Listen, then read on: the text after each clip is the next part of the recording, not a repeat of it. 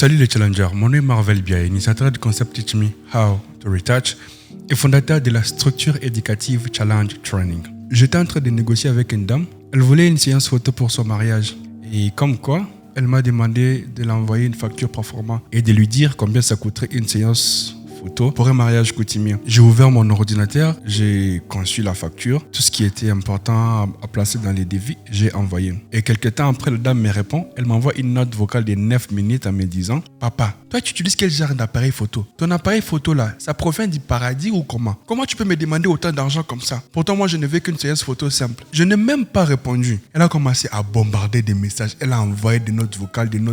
Je ne me voyais pas vraiment répondre. Mais je me suis dit, au lieu de répondre à ce genre de personnes, je préfère plutôt rester calme et continuer à faire autre chose. Parce que si je commence ici à me justifier, non, vous savez pourquoi je vous ai donné ces prix-là, c'est parce que mes matériels m'ont coûté autant, c'est parce que j'ai fait telle chose, c'est parce que j'ai fait des études, j'ai passé mon temps à... C'est inutile, c'est un passe-temps.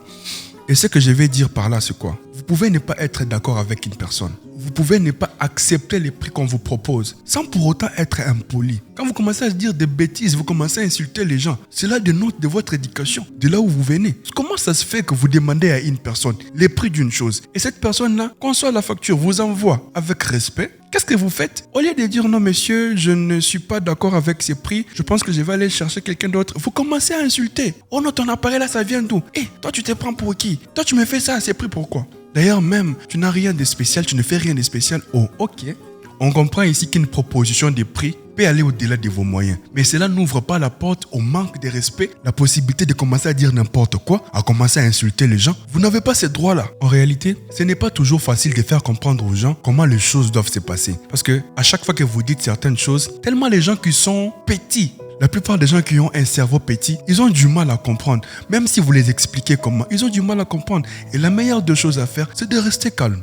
De ne pas trop parler, de rester calme. Dites juste merci beaucoup. Parce qu'en fait, si vous commencez à dire des choses, vous lui donnez des arguments. Vous lui donnez encore la possibilité de pouvoir dire des sottises, de pouvoir dire des bêtises, alors que vous n'avez pas besoin de ça. C'est comme ça qu'on se respecte soi-même. Quand vous voyez qu'une personne commence à se dérouter, quand vous voyez qu'une personne commence à sortir de la ligne droite, vous vous écartez carrément. Peu importe, que ce soit un client extra, que ce soit un client commun, on s'en fout complètement. La première des choses, c'est le respect, peu importe. Et cela est pareil dans des relations. Vous êtes dans une relation et que vous commencez à voir que votre partenaire commence à vous manquer du respect, écartez-la. Vous la faites comprendre que voilà, je n'apprécie pas ça, je n'apprécie pas cela, mais qu'elle continue à vous montrer qu'elle est plus intelligente que vous. Elle essaie un peu de jouer au jeu des émotions pour vous faire porter les chapeaux. Non, soyez un peu mature. N'oubliez pas que l'apprentissage ne finira jamais.